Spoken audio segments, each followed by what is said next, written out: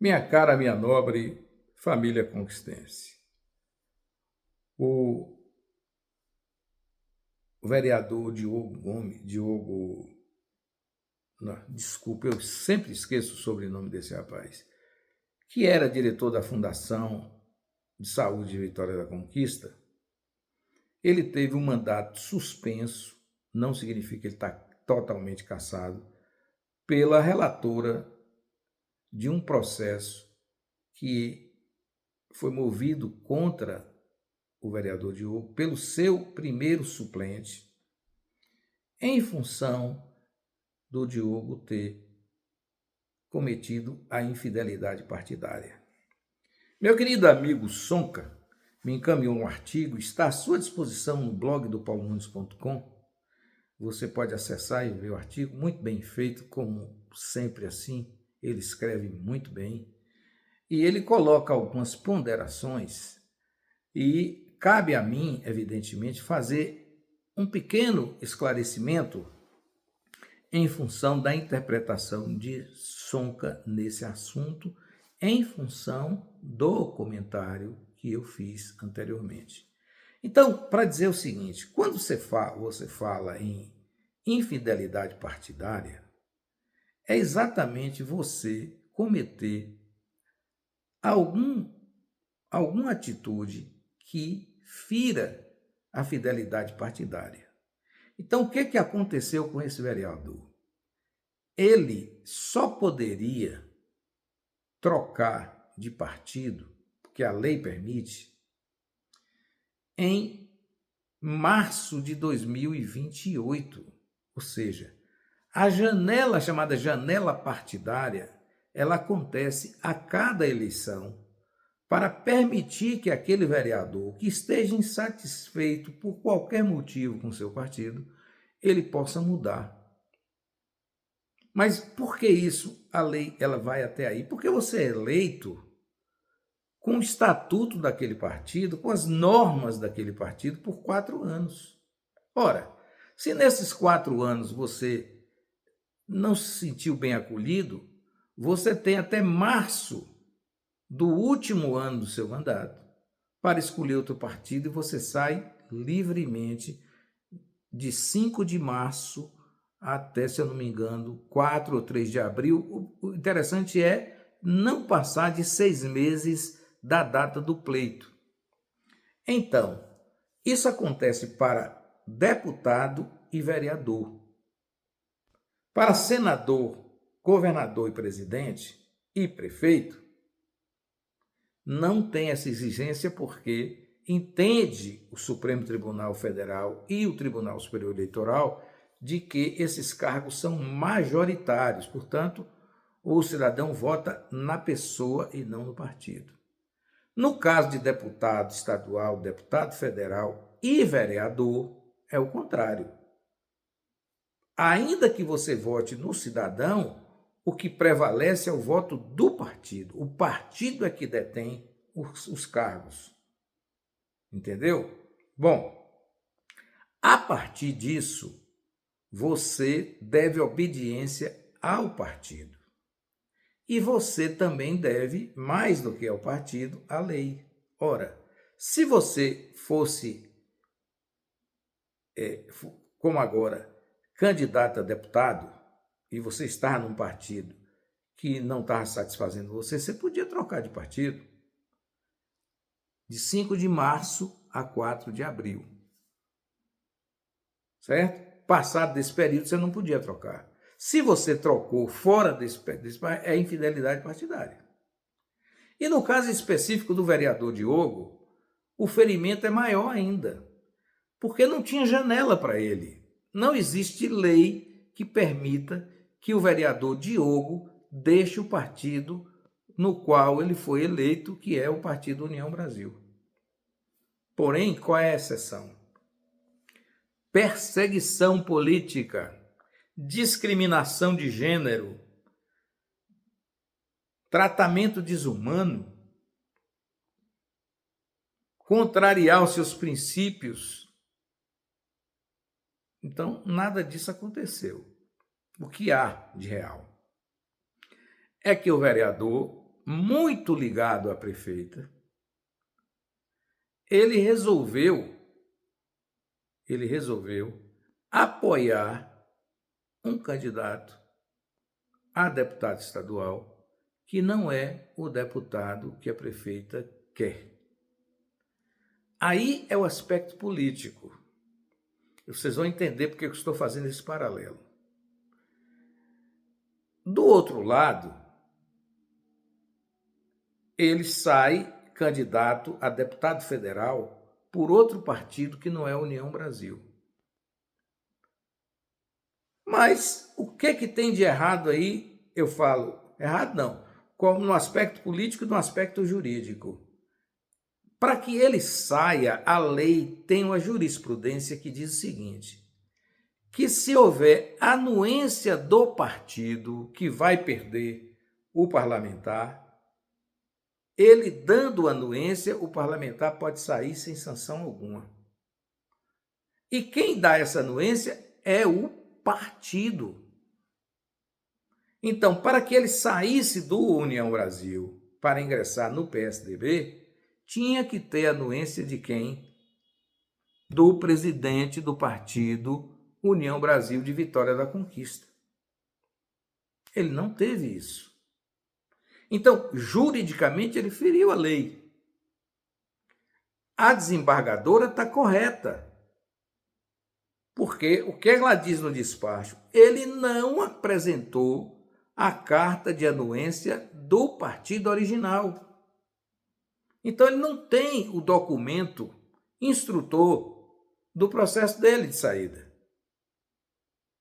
Aí ele resolveu alegar que são coisas subjetivas, perseguição política. Ora, perseguição política como? Li no blog do Senna que ele, acho que foi do Senna que eu li isso, não tenho certeza, eu leio todos, que ele teve uma pessoa dele demitida da prefeitura. Olha que absurdo. Olha que absurdo. Ora, se ele tem uma pessoa que é aliada dele e a prefeita demite, é perseguição política? Não é.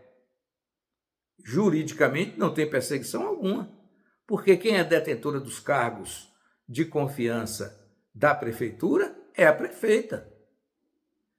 Então, eu tenho divergências 1000 com a prefeita, mas eu não posso colocar nela essa culpa. Ela pode demitir quem ela quiser, ela só não pode demitir Paulo Nunes, porque ela não tem competência para me demitir. Mas, se a pessoa trabalhar na prefeitura, ela demite quem ela quiser e bem entender, não tem problema nenhum. Então, isso não é perseguição. Se isso foi apontado, não tem. A outra coisa que eu vi um amigo me mandou aqui encaminhado, que o vereador alegava que a desembargadora não ouviu as testemunhas. Como é que o tribunal vai ouvir testemunha? Como? Testemunha de quê? Quem tem que ouvir as testemunhas é o Ministério Público de Vitória da Conquista, se é que foram arroladas. O tribunal não aprecia nada disso de testemunha lá. Você nunca viu julgamento do tribunal com gente falando, eu fiz isso, eu fiz aquilo. Não. Analisa os fatos da primeira instância de onde chegou o processo e dali julga. Só isso. E, no caso, se for pelo aspecto jurídico, meu caro Sonca, o vereador está perdido. Porque ele não tem um documento do partido dizendo que ele fosse para lá, para o PSDB. O que eu coloquei também no artigo, e Sonca comenta, é que tem uma mistura de política nisso. Mas, no tribunal, ele não pode decidir politicamente. Embora alguns juízes escorregam nessa linha. Né? Como Alexandre de Moraes, por exemplo, eu entendo que ele decidiu politicamente, porque ele feriu o Código Penal brasileiro quando deixou o Jair Bolsonaro em prisão indeterminada, em tempo indeterminado. Não existe isso na lei. De jeito nenhum. O réu preso, ele não pode ter prisão domiciliar por prazo indeterminado. Ele tem que ter a prisão domiciliar por prazo determinado. O que pode acontecer, como teve na anterior, é do cidadão não ter as condições de saúde, ninguém vai colocar uma pessoa com condição de saúde que dizem que o presidente tem, embora eu não acredite, mas se médico está dizendo, na lei você respeita o que o médico fala. Aí você pode aumentar, você pode dar outro período. Agora, você não, indeterminado não existe para quem é preso. E Bolsonaro está preso. É isso? Ao meu ver, é uma decisão política. Talvez o juiz tenha essa percepção de não querer causar um cataclismo no país, sei lá o quê. O fato é esse. No caso específico aqui do vereador, os outros desembargadores vão analisar isso aí. Eles vão ver se o partido deu a carta de anuência. Se o União Brasil não deu, ele não passa, ele perde o mandato mesmo. Mas não é a desembargadora que cassou o mandato dele. É que ele cometeu a infidelidade partidária. Ele saiu do partido sem a janela. E outra, ele não tinha janela, inclusive. Porque a janela dele só vai abrir em 5 de março de 2028. Porque ele não é deputado, não, ele é vereador. E a janela agora abriu dia 5 de março até 4 de abril para quem era deputado, federal ou estadual. Para vereador não tinha janela. E todo mundo em Vitória da Conquista sabia disso. Nós comentávamos aí nos grupos, mas ele insistiu, achando que era poderoso demais. E aí, então, cometeu esse erro grave. Agora, se ele está brigado com a prefeita, é outro assunto. Até porque eles são cúmplices em algumas coisas.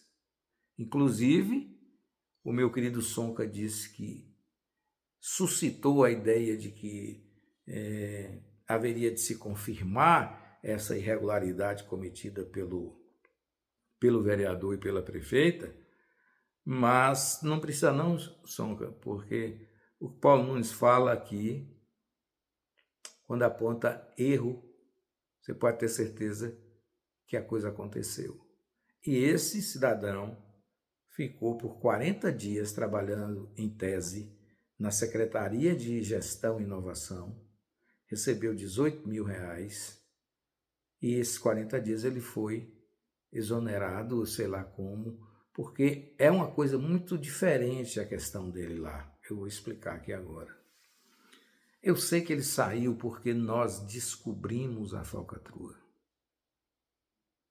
E eu já falei no vídeo anterior que ele só poderia ser secretário da prefeitura. Correto? Ele não poderia ocupar cargo nenhum que não fosse de secretário. E quando ocupasse o cargo de secretário, ele tinha que abrir mão do mandato de vereador temporariamente enquanto fosse secretário. É assim que a lei diz.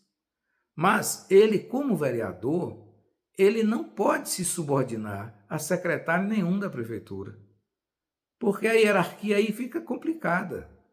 E ele estava lá como assessor, cargo de confiança, assessor do secretário de Gestão e Inovação.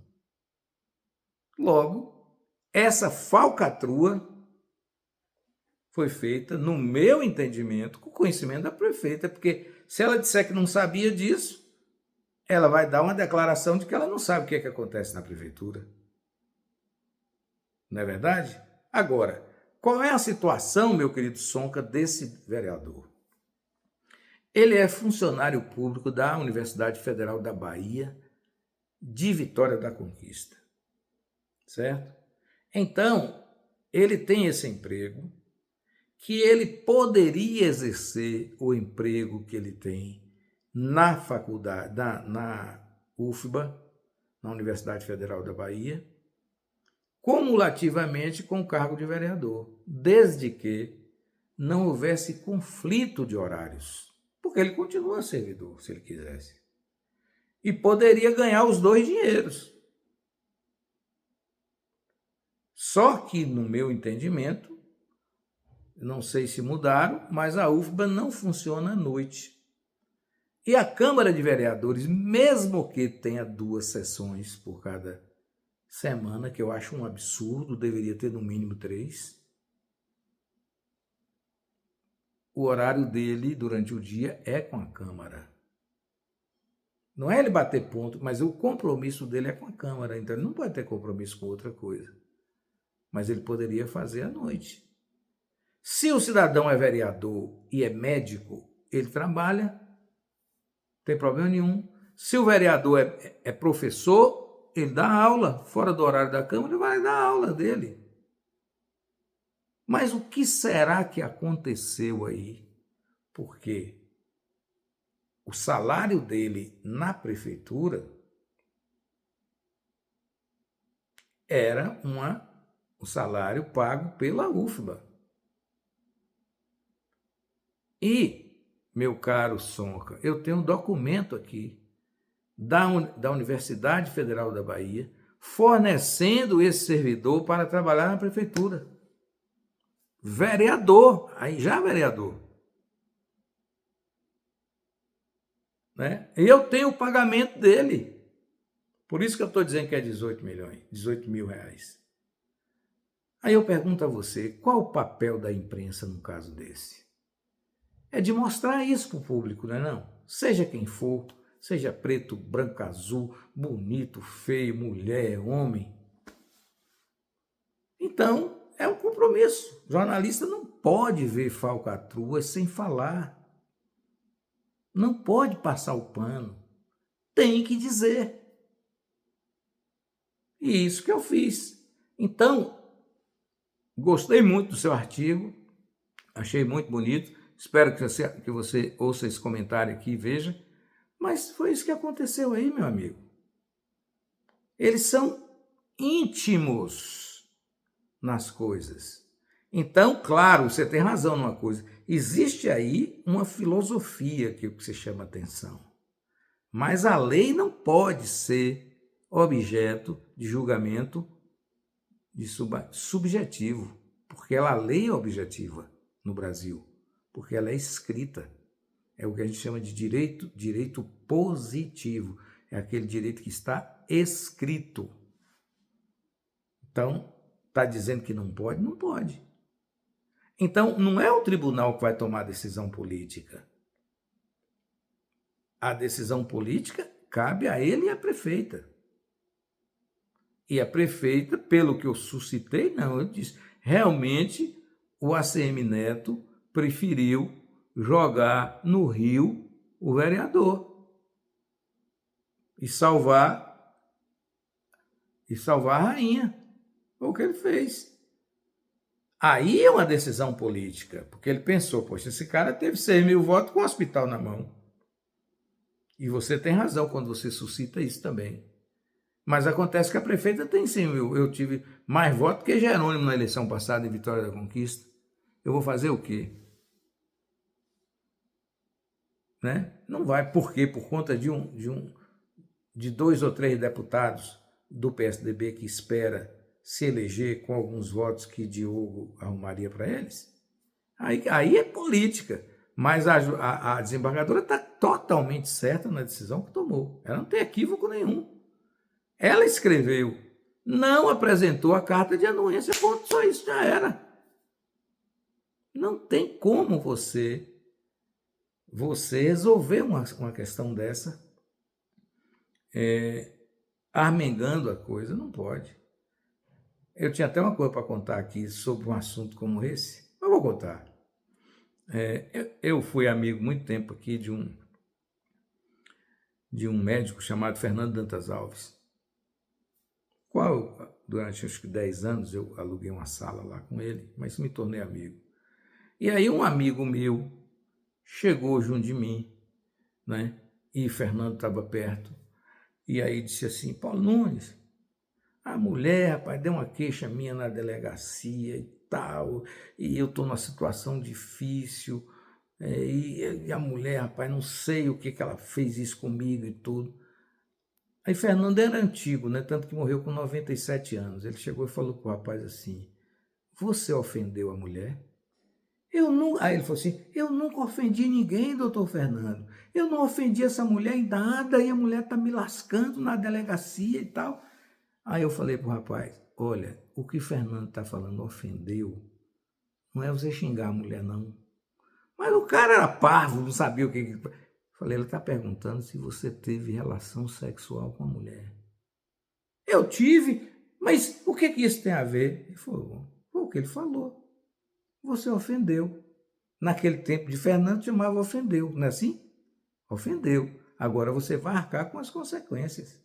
É isso. Então, aqui eu estou usando uma lei popular. Se você mexeu com a mulher, você é responsável. E naquele tempo de Fernando se falava ofendeu, não é assim?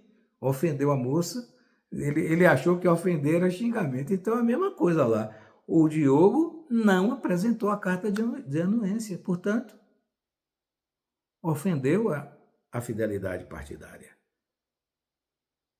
Ponto. E basta.